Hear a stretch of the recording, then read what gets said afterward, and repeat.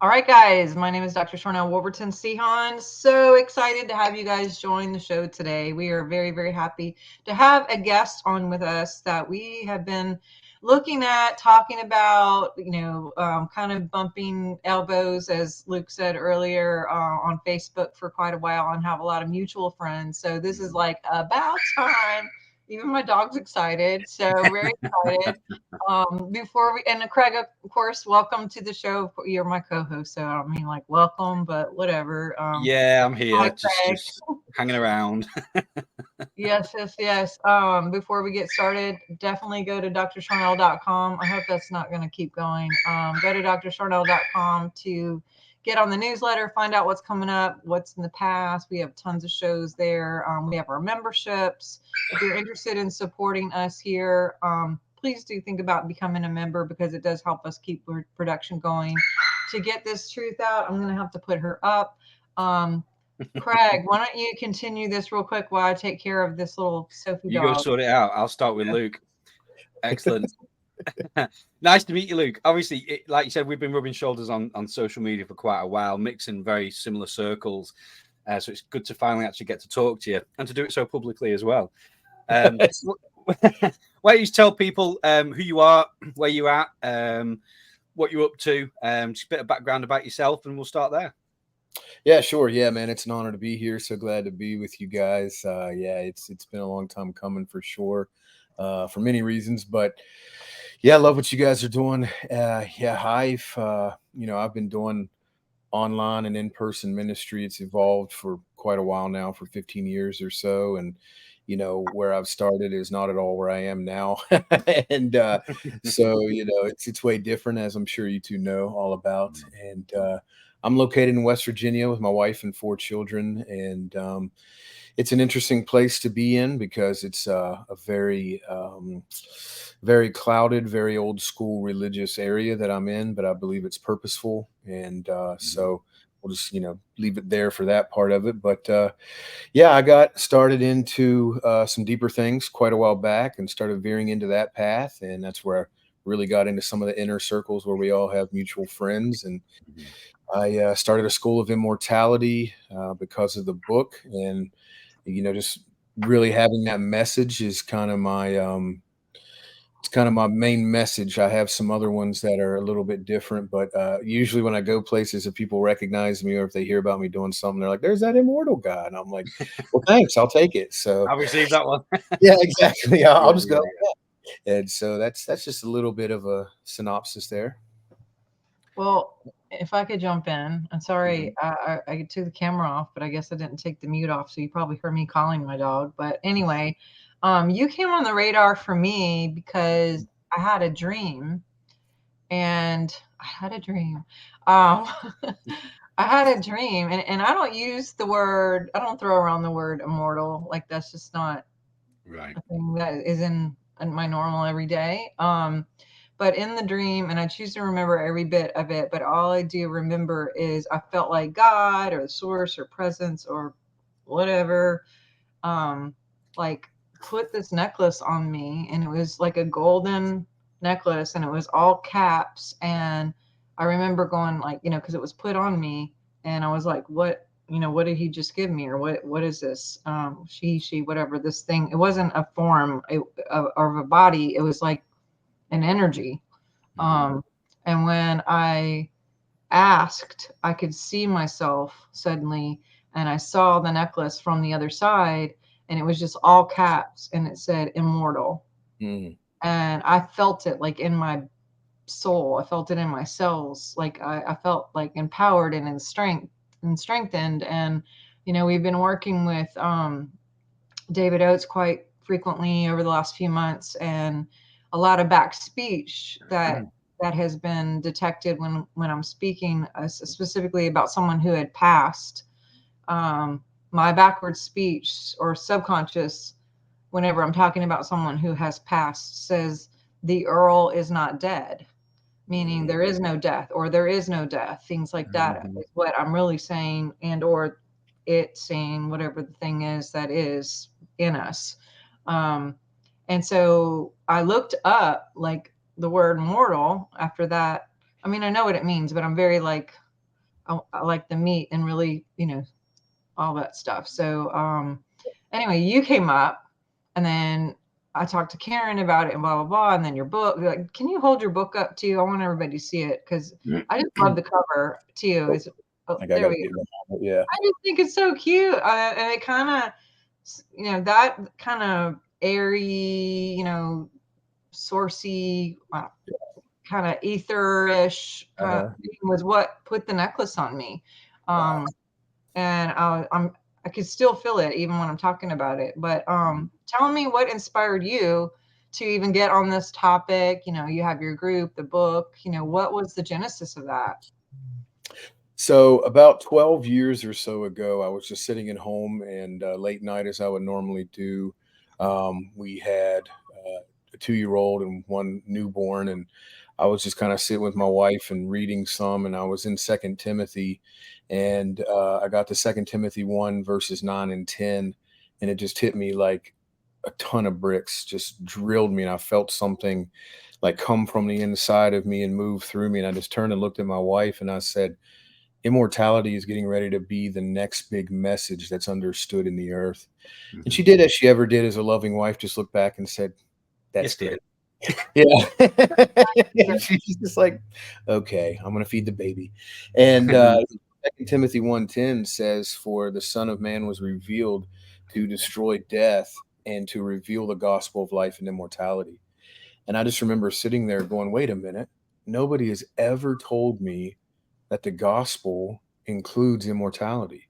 But it just all of a sudden, something becomes real, and you realize that something about your eternal self knows this already. And then the rest of you is just all of a sudden like sitting there catching up to that. And that's really where it began. So I went on this deep dive journey of just researching the reality of that possibility and anybody else talking about it anywhere else. And then I started realizing that it was everywhere. I just all of a sudden, clear as could be, realized that the most famous scripture that exists in the world that's on ties and socks and t-shirts and jackets was John 3:16. And I realized, wait a minute, this has nothing to do with what I've been told it has to do with.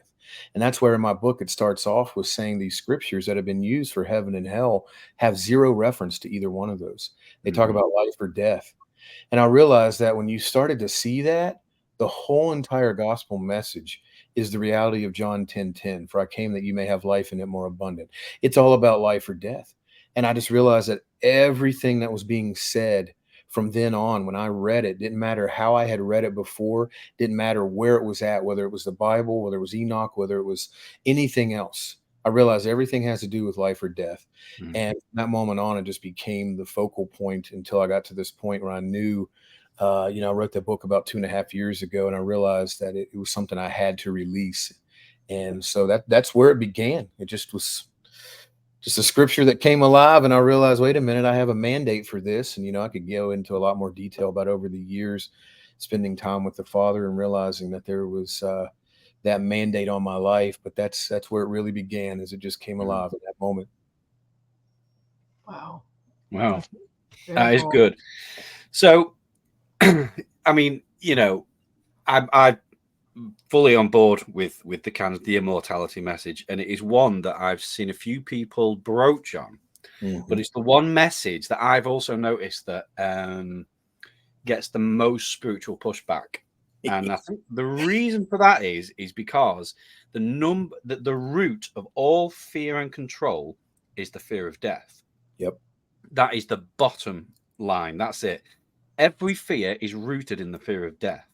100%. When you start talking about immortality and the fact that we can embody immortality, longevity, immortality, you're attacking at the root of every control structure that is inflicted on us in this 3-dimensional whatever's going on. Yeah. Have you experienced that? I mean, what is your experience when you had this revelation? Well, 50-50, and really more like 70-30. So there's two sides of that coin. Two sides of that coin that makes what you just said so accurate. One is that people have no idea the powers that be, and we can veer off into a whole other deeper context of things with the gods and Elohim and the rulers and entities and aliens and all sorts of stuff that are at play that are wanting to live, but want you to die. Right. And they want you to die so that they live. So there's that whole one side of the coin. Mhm. And then there's the other side of the coin where people don't believe that they are supposed to live because they have believed some kind of false identity that says death is a doorway into some kind of eternal reality called heaven. Mhm. And so instead of understanding that it's through the person of Christ and that it's through the ultimate source of our Genesis that we've been immortal since we ever even existed in any type of other dimensional realm or entity or body or whatever, we've always been an eternal being. We've always been immortal and will always be immortal. But they recognize that in the spiritual side, but they can't fathom it in their body because they get told from the very start there's only two things real, brother: death and taxes. And then they that's West Virginia for me. That's what I've heard all Right. my life is death and taxes. And then the reality of that is they believe death is a welcome thing, even though it's weird. They don't want it to happen for the first 80 years or so. But then it becomes this whole big welcome doorway into this eternal reward or whatever they've been told all their life. And so now all of a sudden death is amazing because they get to go off into eternal pleasure. And it's like, well, what if you just wouldn't die, and what if you wouldn't be susceptible to the things that bring death? And they're like, well, I mean, and it's just a grid that most people have never had, a paradigm that many people don't have. So the pushback is A, they've watched all their generations die, and they think that everybody else before them has died, but really it's because the truth has been withheld on how many people really have been immortal for so long. I mean, people can tell you Enoch and Elijah, but they have no idea the thousands, maybe even more, hundreds of thousands that Enoch took into the heavenlies that never tasted death. And they don't realize that Moses never died, and they don't realize that this has been a reality for so many things that are even outside of Christendom. Now, obviously, there's major spiritual pushback within the church community on that, but they don't even have a clue that there's cultures that know how to rainbow body so they don't taste death. They just pick the day they're going to decide they're going to Right. ascend or turn into the ethereal realm or whatever they decide they want to do. And other cultures that lived for hundreds and thousands of years and then just decided, well, I'm ready to move on. And I mean, you can read all over if you really start to research in your own history. People can find that there are saints of old that lived 3 and 4 and 500 years, some that are still alive now, that if they did ever move on, they decided to do it. It wasn't like something could take them out. They literally could do what the Most High, Yeshua, in a bodily form, decided to do when he said, "No one can take my life from me, only if I lay it down." And so now you can even go find Catholic saints' bodies that are on glass display cases where their head is separated from their body and there's still a little bit of blood dribbling out. And if you could touch them through the case, I guarantee you they'd feel like they were still living. So anyway, yeah, there's major pushback just because the mindset that we've been indoctrinated with and programmed with in the matrix system, even before we're born, even being formed in our mother's womb, we have the indoctrination that says this is the way things go. And then your generational DNA. We have even epigenetics that say I have forefathers that starved, I have forefathers that were murdered, I have forefathers that only lived till 20 years old and died of tuberculosis or whatever, you know what I mean? And then so all of that is something that tries to keep our consciousness held back into this thing that says, oh, I got to die and it's going to be great. Bang on. Can you explain rainbow body just for people who may not know what rainbow body is? Yeah, sure. It's an awesome thing to investigate. I learned it from David Wilcock many years ago in one of Me his too. books. Yeah, yeah. I saw you talk about him the other day, which you won't I bring love that him. up. I do love him. There has been a change over the years. Yeah, we'll get him back. We'll get him back. Yeah. Anyway. Once he got his teeth and his hair. Anyway, so there's some cultures in the Middle Eastern realm where they know how to decide when they just want to go off, and it's called rainbow body because when they go back into a cave, they're usually there for about roughly 3 or 4 days is usually how it goes. And when the rest of the village knows that they have transitioned, it's because they'll literally start to see rainbow, like almost like my background or like the northern lights or something move across the sky and around that cave cavern area. And they'll even hear like trumpets and just music, glorious heavenly type music. And then after that, you can go back into that cave and you'll find this little 2.5 to 3 foot sometimes. The sizes can vary, but it's generally roughly 2 to 2.5 feet tall. Little what look like shrunken statues, but that's literally the person that was a full-grown person that walked into that cave and just gave up their spirit, if you will. And I don't know exactly, nobody really knows that I've been able to research exactly how they're able to make that happen, but it's something they've known for generations upon generations. And so they just go in and they decide they're moving on, and the rainbows come through the sky. And I believe, from what I've begun to research, that they're actually turning themselves back into those frequencies and into those callers and into those. I would even venture to say there's probably an amazing smell too. Not being facetious, not like a bad there's probably a smell. No, like I'd say there's probably an amazing smell as well. But we definitely know that there's frequency, sound, and visuals that take place. So when you release yourself into that, as you mentioned earlier, ethereal realm, you'll actually realize that everything we are is part of a vibrational frequency that becomes wave and collapsed pattern. And so in that wave, we can return back to the original essence of light, energy, sound, smoke, and frequency waves. And so I think that's what they've learned how to do. And they just become that again. And they just decided that's my day's come, ready to move on. What I find interesting about that is obviously coming from a Christian background, which we all do here. We all know the resurrection story of Jesus. We've always, or the traditional story is that yes, that was Jesus. That's because he was God in human form, but that's not for us. That was for him, kind of attitude. Right. But I think what we're discovering in something in this generation is that everything that was right for him also applies to us. Everything that he is also what we are. You are, sorry, Sharnael? And better, greater things. And better. Yep. Exactly. And I think that this is a really, really important message to have, just to get it into the collective conscious that we are not subject to death and suffering and decay. Yes. I think we need to talk about this, and it's not just reserved for the Christian tradition, even though Jesus definitely embodied the resurrection life. He says, I am the resurrection and the life. Right. What with the kind of Christian narratives that have been dismantled over the past several years, we realize that the gospel, or the Christ message, as I call it, incorporates all of humanity, everybody. Yep. So what these, I believe you're talking about, sort of Buddhist monks are tapping into that, and that really offends Christians, right? Oh, yeah, they it's so much like the story of the disciples so many times saying, hey, these people are doing this. And so many times Yeshua was like, yeah, that's cool. And they're like, wait a minute, you're not pissed? And he's like, no, I'm good. Let them do it. Let them keep doing it. This is kind of why I came to teach everybody. And they're just kind of like, well, we're supposed to be the only ones. And he's like, nah, if they're for us, they're not against us, Right. And yeah, you're totally right. See, I'm fully into, and that's obviously something that's got me into a lot of trouble even before the immortality thing, is that, he came for all, and that's very clear. He's the last Adam. He's a life of all. He's a light that is the life of all men. I mean, it's very clear scripturally.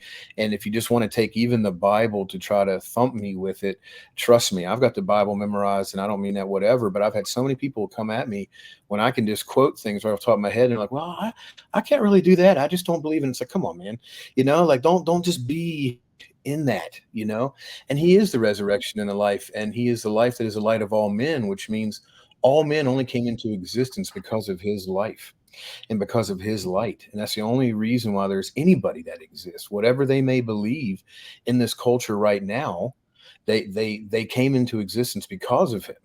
And that's one of my favorite places. Right after I started really digging into that, 2 Timothy 1:10 is John 11:35 and 36 was the next area that really rocked my world, because this is when he goes to Lazarus, and they're like, hey, if you'd have been here, Lazarus would have lived. And it's like, yes, that's true. But then also he is like, I am also the resurrection and life. So here's two major things. This is why it's like you're immortal, even if you don't know it, because he says you can live and believe in me and die and live again, or you can believe in me and never die. So you kind of got two options. So it's like there. Either way, you're ultimately going to live. So your only end goal is life. And so then the other thing is, not to try to open too much too fast, but then the other thing is what's really being alive. See, that's the thing that I've often questioned too, is it says we're surrounded by so many cloud of witnesses, which means there's nobody really dead, but yet the church will toss at me. And this is one they've yelled at me a lot about, is it says he's a God of the living, not the God of the dead. Well, au contraire, mon frere, because that was before he went to the cross in linear time, which people forget that he was crucified before the foundation of the world. So then that really begins to rock some paradigms. If you say, well, everything you think is real at the physical cross 2000 some years ago, now take it and put it before the world was even founded. That'll really start to begin to fry your gourd and kill all your sacred cows. You'll have a whole lot of sacred cow barbecue, and you really begin to focus on that and look at it backwards. Now start at the cross and go back through everything, and it'll just like everything I taught was wrong. But the point is that when he was talking there and said that I am the resurrection and the life, people don't understand that they have been life before they ever understood a consciousness of death. And so before we've ever entered into this realm, we don't know, we don't get taught it is the problem unless we begin to search for it, that we are to restore time. We're to redeem time. Mm-hmm. And that's the reality of Ephesians 5:11, redeem time for the days are evil. What that means is time's already fulfilled, and time is the only realm that's been corrupted. And so in the corruption of time is where death and decay can exist. And so when you enter into it, you're supposed to actually redeem it, remove decay, remove death. But you can't understand that when you think that you are meant for that as well.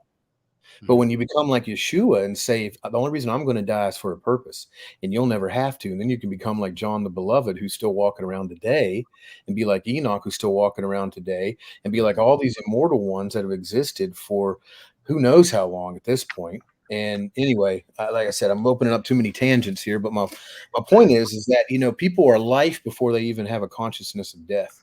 They just don't realize it. Right. Excuse me, I've got a frog in my throat for a bit. I love what you just said there about time, because I've said this to a few people, and it's a really simple concept, but it blows people's minds. We're so focused on time, and how do we measure time? It's solar cycles.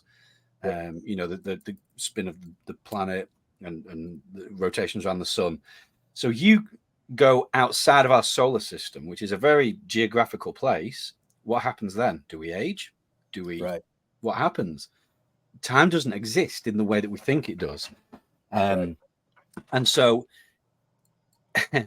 I think I know the answer to this question, but I want your perspective on it. How do we get to the place where we are no longer controlled or affected by time? And is that a key, do you think, to agelessness and immortality?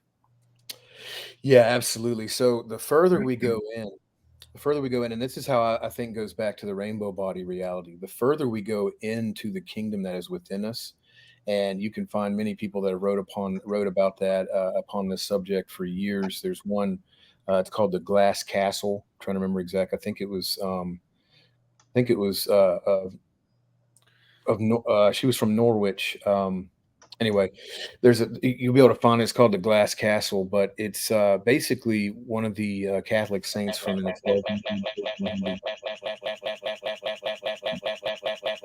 You all hearing that?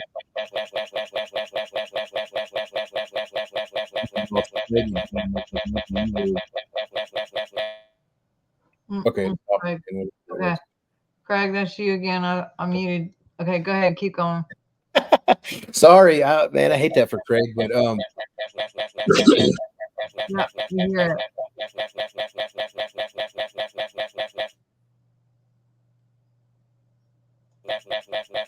You can still hear it.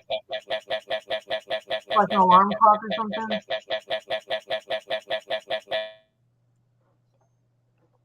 I mean, okay, that's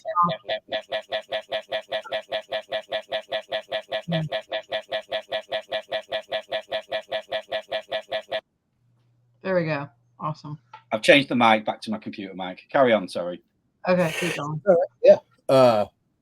Yeah. So the further we go in to the realm. So Ecclesiastes 3:11 says that he's put eternity within your hearts. And so when you really begin to dig into that, you realize that that's why there's so many people that are beginning to become breatharians again, and many that are living off of photosynthesis, because they realize that we are these waves and these frequencies. And God, the Father, the source, the ultimate one, is actually pure energy and pure frequency.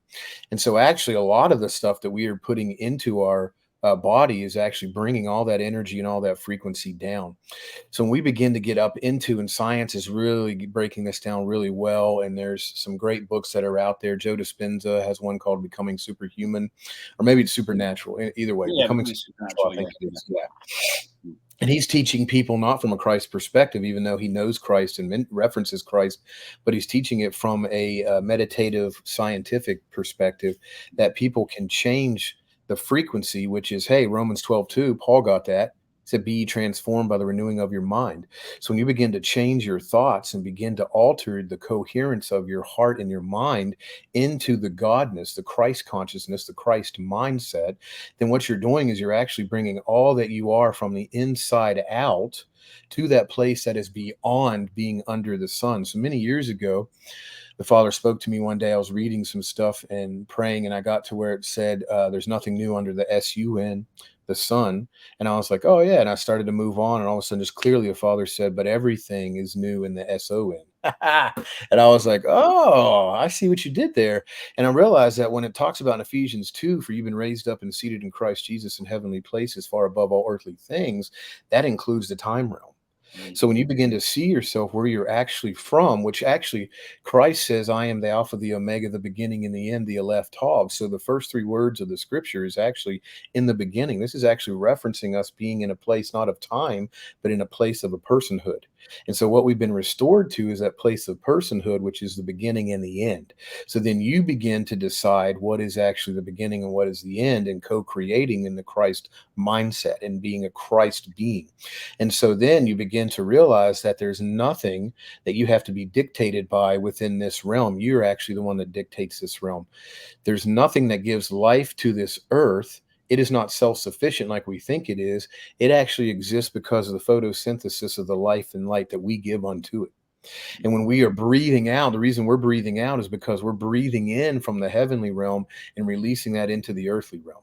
And the further we go into that and the deeper we go into that, the more you realize that you're within a whole new kingdom, that Mount Zion kingdom, the kingdom of heaven, the kingdom of the Father, that is superseding all of this. And actually, all of this is within you while it looks as if you're inside of it. And so it gets deep as far as trying to actually explain it, like, just, this makes sense, let me tell you. But in my experiences with it and researching other people as well, and then, traveling into some of these lanes, it's the reality of the fact that all of the resurrection power, to put it in a biblical way, aka creative power and creative light and creative life, 1 Corinthians 15, you are a life-giving spirit. So we are a life-giving spirit that exists with this frame, and we usually see that backwards. We see ourselves as a human that has a spirit, but when we begin to shift into that reality of understanding, I've actually always been a spirit being, will always be a spirit being, and then I have many different bodies, not even just this one, but multiple different bodies that I can move in and out of in different dimensional realms. And then you begin to lose what you get told you have to have in this realm.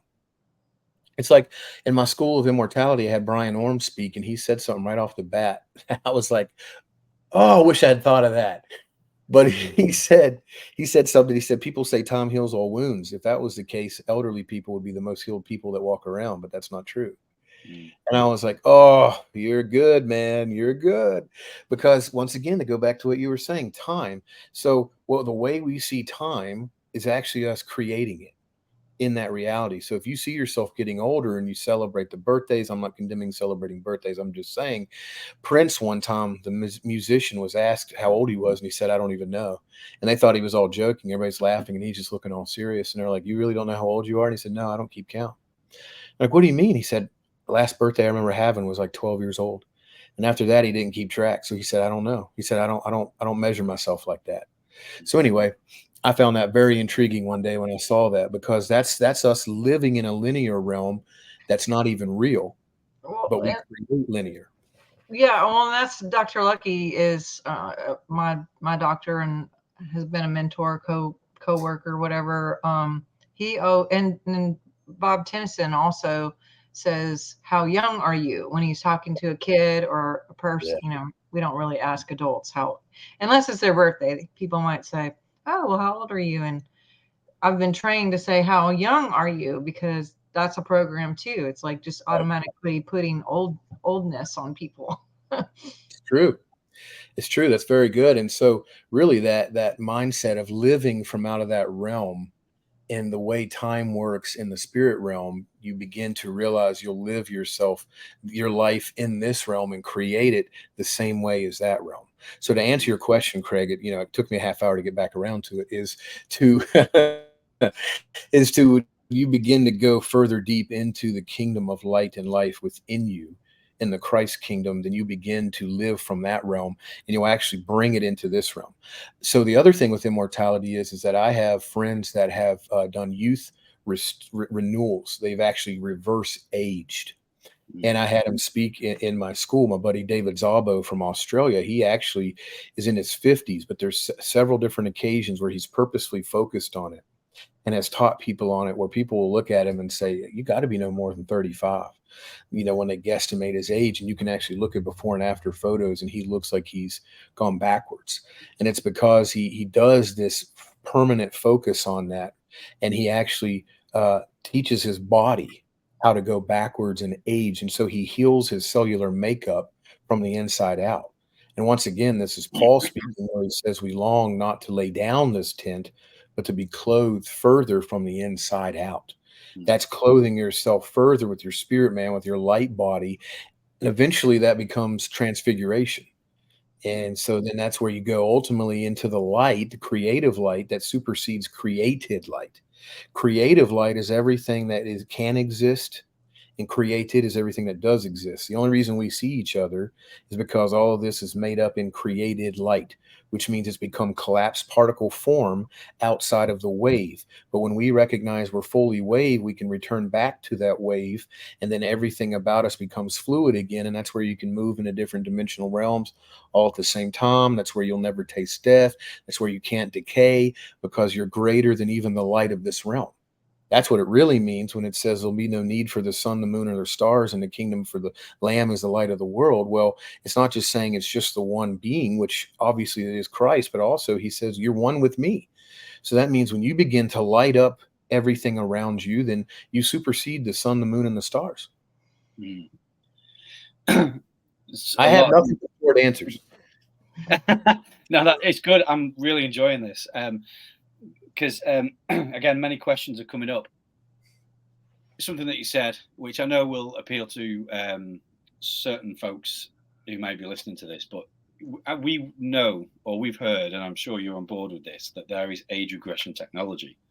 Yeah. A lot of people have heard of the 20 and back now, where without going too deep into it, they have technology where they can actually replenish your cells. What I am really interested in is, yes, I think technology is wonderful. I'm all for it, but we are the greatest technology on this planet. And anything that technology can do, I believe that we can do from a spiritual perspective. That what technology does is kind of embodies in a material way what is spiritual in us. Yeah. And what you said again previously about, I love it. It just blows my mind that Bible verse that says that He's placed eternity in men's hearts. So when I was talking about time and a physical geographical place beyond the solar system, outside of what we measure time as, it's already in our hearts. That the heart is a portal into the timeless realms. And I think it's really fascinating that there is a big emphasis in every circle that I kind of am involved with, of getting into the heart space, meditation in the heart, because we're actually, I believe, we're learning to access the very thing you're talking about. Yeah. And we've got to break this into the collective consciousness, that we don't have to be subject to decay and eventual physical death. We have to bring this into the material and replenish our bodies. I mean, let's do it.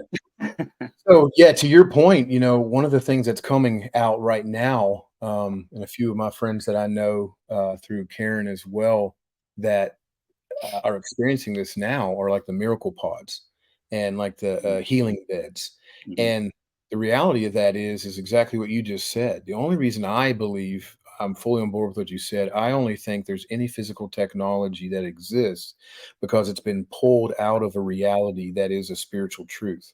Right. And so everything that we know that is in existence, whether we would call it good or bad from, whatever that perspective may be from the eye of the beholder, is something that is a spiritual technology. And so med beds, healing beds, miracle pods, all that kind of stuff is a reality that is 100% of what's real within inside of you. Yeshua was a healing pod. I mean, that's just the reality of it, right? Paul was And that means we are as well. Bingo, exactly. A Mhm. life-giving spirit means anything that is lacking life, we are able to infiltrate with life, ourselves or others. I mean, I've healed some trees and some shrubs on my property, Mhm. and people have no grid for that kind of stuff, but people have been doing it for a long time. And there's an amazing book. I think I might even have it right here. Nope, I took it somewhere else. Anyway, there's a book I read about he was pretty much a church age evangelical minister, but he was onto some stuff. And he was talking about healing creation.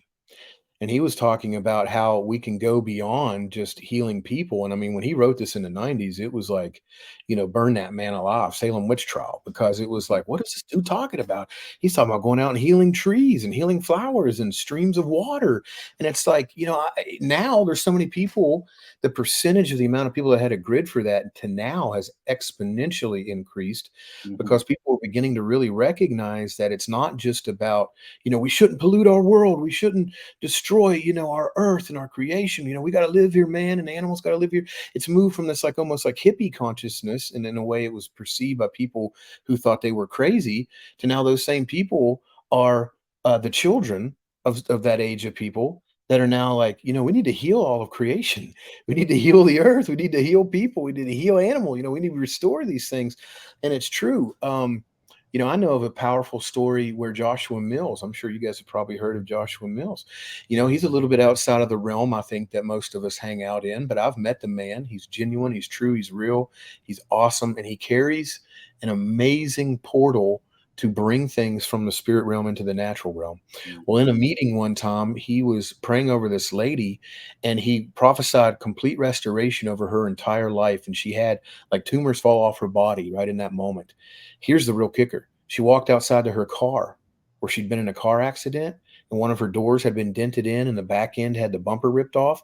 Her car was perfect. She didn't even know it was hers when she first went out there until Love she it. looked at the license plate and then realized, wait a second, this really is my car.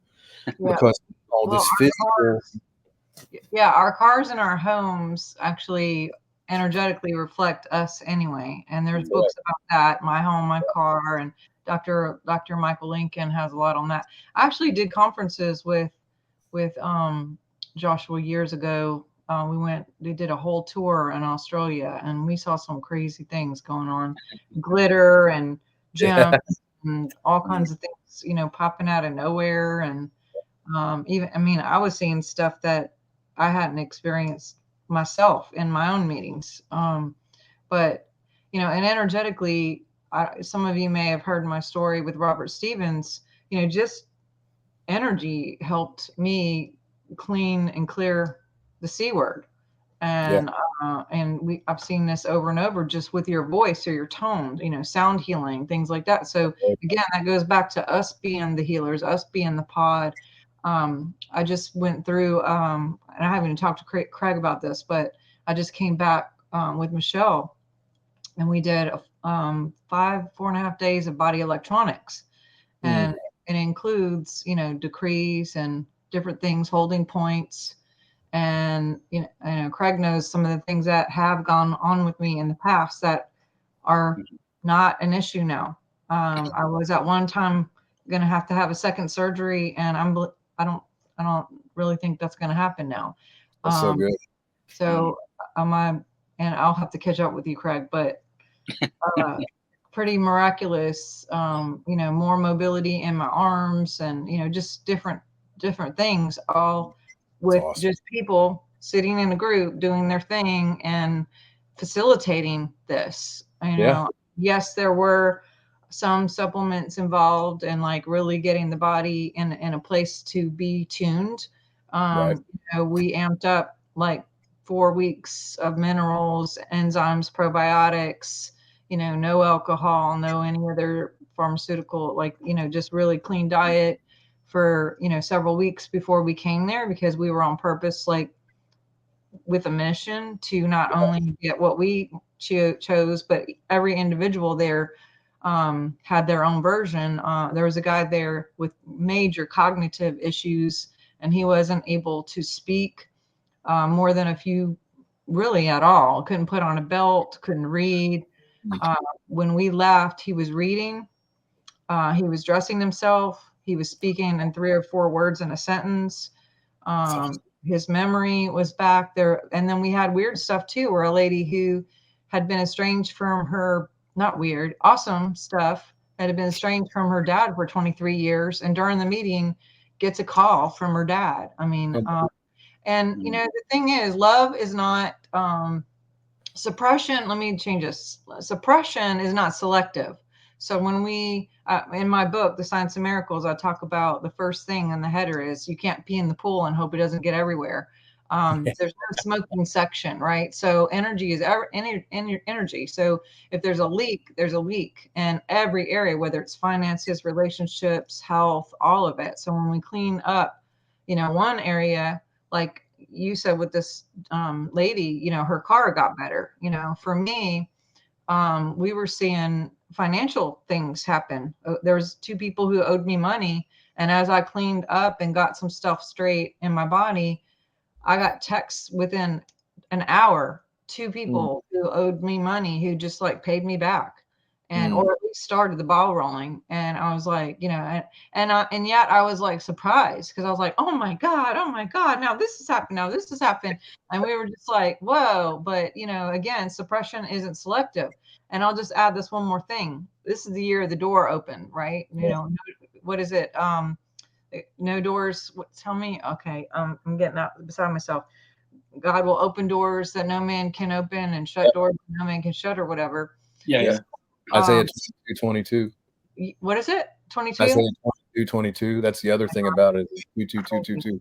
Thank you for reminding me of that. So before we left, again, we were prepping, and the door that we walk out of, it's not our front door, but it goes to the carport. It wouldn't lock anymore. Like we were having trouble with the lock.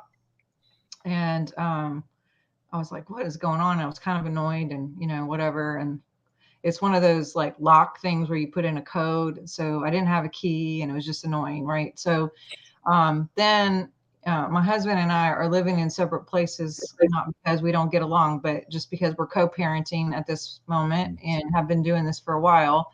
And he didn't know that this was going on, but when he came home, he started fixing it. And when we went back to the other place where our other children are, that door was also doing the same thing. And I was like, what the heck? And right then we get something within an hour, we get something from our retreat center. And the manager there said, the lock on the door it won't lock. There's something going on. We don't, she was like, can you come over and look at it or whatever? And I was like, okay. We go back to the house here, and both doors won't lock, front and the back, which he just changed the batteries in this one. But now these 2 doors, then I go upstairs, the door won't shut. Wow. Then we get a text from our Airbnb in Montana, and the manager says, hey, can you call me? Something's going on with the lock. I've been working on it since the 23rd, and we might need to get a new lock system. So it was like, what is that all about? Like, again, anyway, I just had a thought now. I'm sure that Isaiah 22:22 talks about the key of David. Now, you need a key to unlock things. The key of David. David was a master of sound and frequency. That's all I have like 3 or 4 books on my bed that I'm studying that right now, but keep going. Just something I was just thinking of then, the key of David and yeah, that obviously he wasn't just playing a harp. He understood the creation of the universe through sound, frequency, vibration. 100%. Yep. Then maybe there's a key there, the key of David. We might need to look into that. So, Yeah. well, what happened, and we did cranial, right? So that had to do with the inside of your mouth and your brain, and it changes your tone of your voice. And think about it, when your voice changes, or even the tone of how you say something, you could say, yeah, I'm doing great, or you could say, yeah, I'm doing great, and that changes like the field. Right. And it comes from the heart, going back to what Craig was saying. It's from the heart. And when the field changes, what comes to us changes, right? And so there's just this live conversation that's going on in the subconscious and in the field at all times. There's an exchange through tone and through projection, through the cells, what we're talking about, thinking about, listening to, all those things is what is the information of the field. And so, we're anything that we see is just a manifestation of what's really going on. And so even with the parasite cleanse that we're have done, so everything works together, just like what is it, Colossians, everything works together. And so it's interesting. But yeah, I'd like to say something about that, because for a long time I was on a journey about recognizing speaking things into reality. And there was a period where I was seeing things, basically everything, come to pass. And then all of a sudden I came to this point where I was like, now it's almost nothing coming to pass. I'm like, what is going on?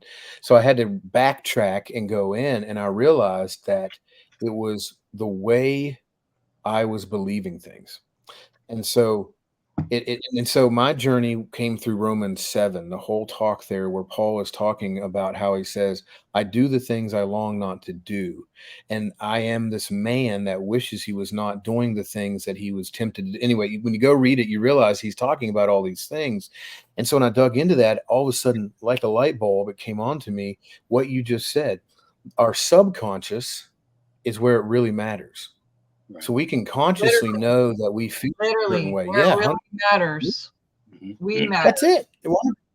And that's that real true coherence. So where that place comes into effect, where no thing is impossible, is when you have pure coherence. It's when your subconscious and your conscious are totally aligned in the same mind, and you literally are no longer a double-minded man.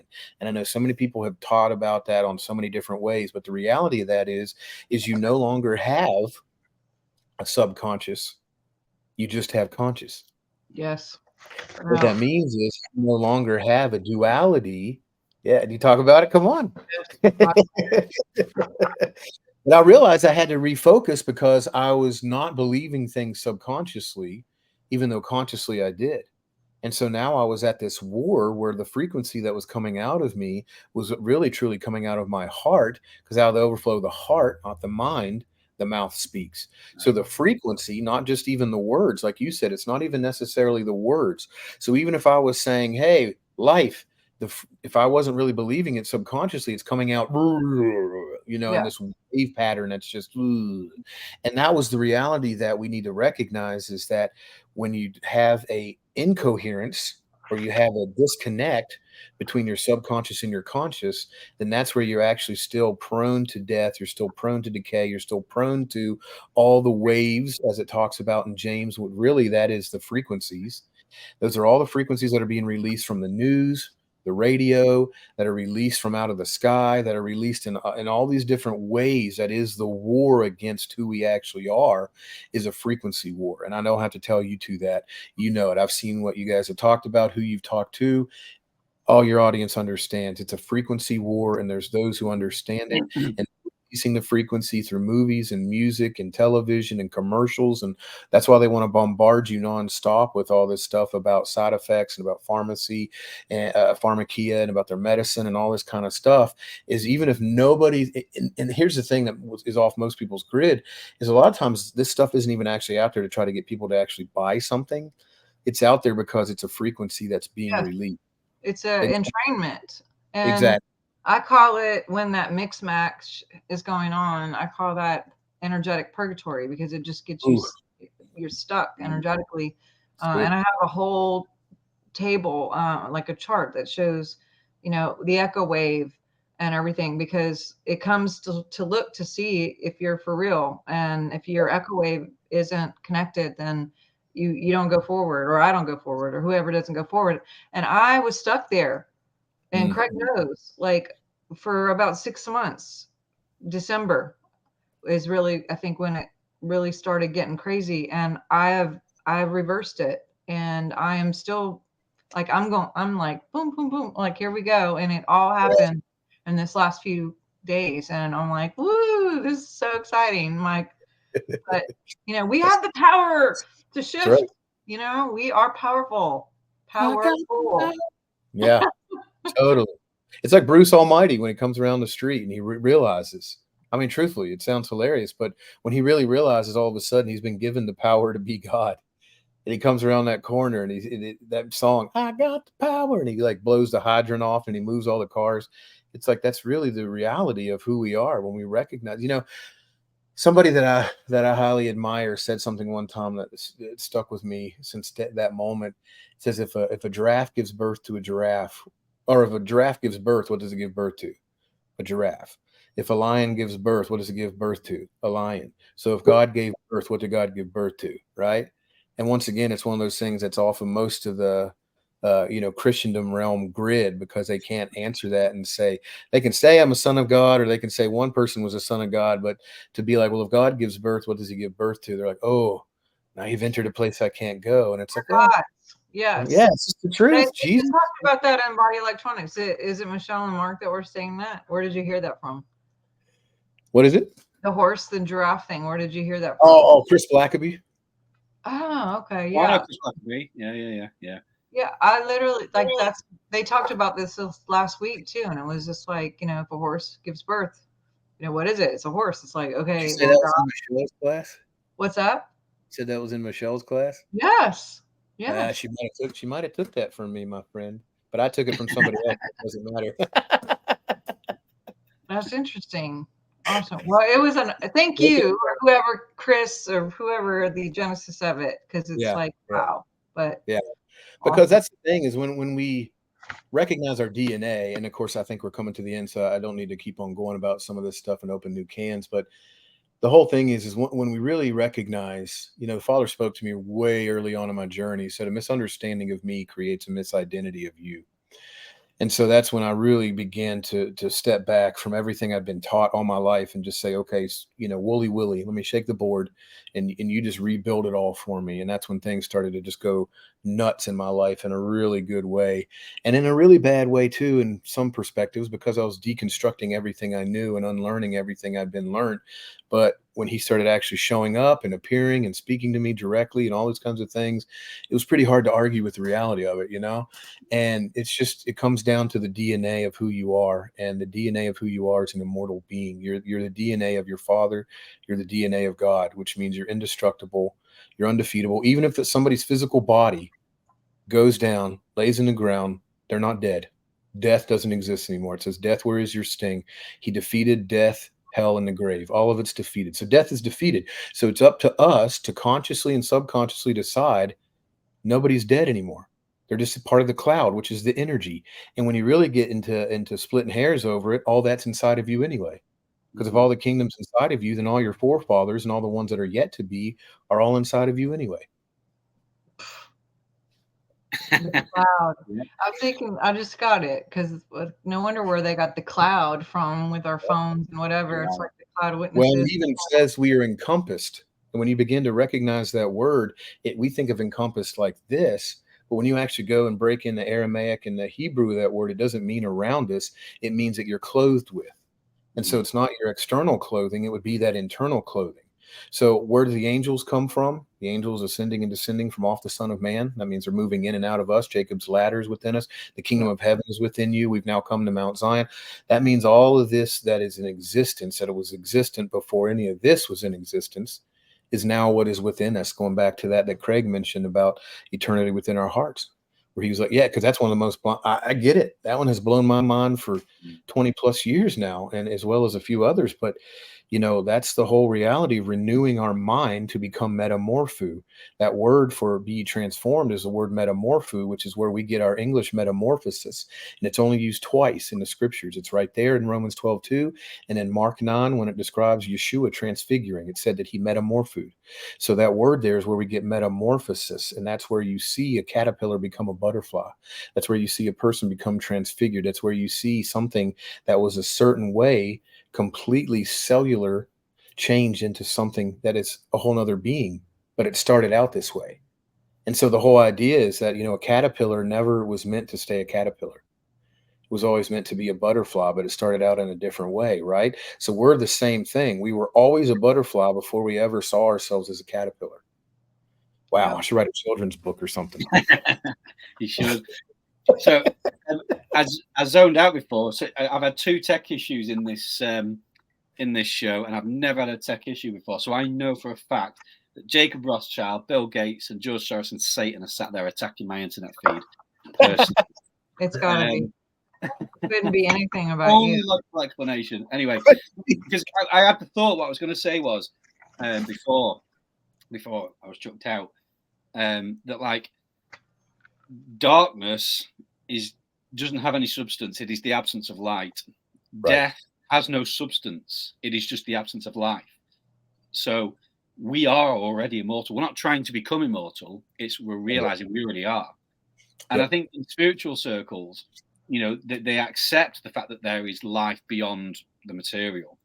A lot of people talk about reincarnation cycles, going back to where we were before, in whatever capacity that is.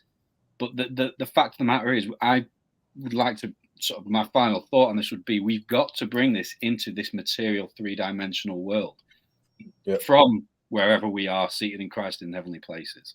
Right. And we've got to birth it. And that's why I think we've got to bring this into our vocabulary. Mm-hmm. That we are not subject to death, because that it has no substance. It is nothing unless we give it something through fear and through, manifesting it. Like we've just been talking, we don't manifest life. We are life. We manifest death. So that shift in our subconscious and our conscious mind that we are already immortal will start to radically shift our biology, I believe. So that would be my final thought. Yeah, that's so good, man. That's so good, because if you look at it as like the fountain of life being centered inside of you, like your Iron Man core would be the fountain of life. And when you see that beginning to flow through your veins, so here's the way the Father showed it to me about the picture of who we are. Revelation 22, the last book of the Bible, which doesn't talk about future events, by the way. It talks about past events. Anyway, that's a whole nother little side nugget. But Revelation 22, it actually talks about the tree. And it says that there's a tree that is planted in the middle of the waters on either side of the bank. So I want us to see this. I teach on this. When you look at it, you realize that tree is actually rooted on both sides of the bank, and the water runs through it. And it says that water comes from out of the throne. Now, here's the reality that we're halfway in heaven and we're halfway in this dimensional realm. That's simplifying things drastically, because we're actually in many, many, many different places. But just for the sake of conversation, we are that tree that is in 2 different realms, multiple different realms, planted on either bank.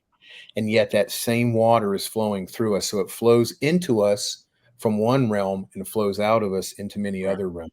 Mm-hmm. And so you're 100% right. And so when we begin to see ourselves as that life-giving spirit, as the one who has rivers of living waters flowing from out of their belly, that word is there's a midst of your core essence and being, then we change the understanding of who we are.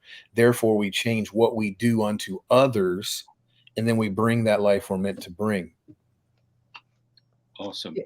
I hate to cut you short, but no, it's fine. We got to go. And this is so freaking cool. And I love it. So where can we find you?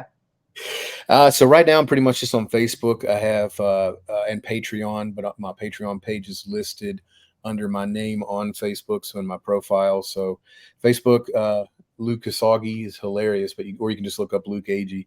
There's a long story with that. Just look up Luke Agee, and then. How do you pronounce your surname? What's the? I don't know. How do you pronounce your surname? I know it's Agee. Agee. Go on. It's almost like it's just the two letters, AG. Right. You're AG. Of course, you're Yeah. immortal. You're AG. AG. I'm OG AG. You know, I'm an AG OG. Awesome. Excellent. Thank What's you your very much. AG? Just kidding. That's right. That's good. And then you can find it all on Facebook, but I have a School of Immortality. I've had many different speakers. I'm actually talking to a couple others, probably have a couple others that need to come on it as well.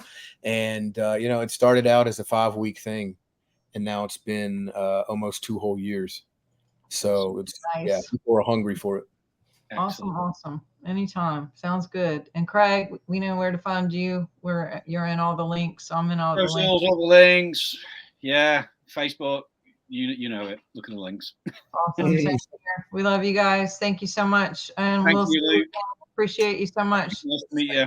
All right. Talk soon. Bye. Bye-bye. Right. Bye-bye. Bless you guys.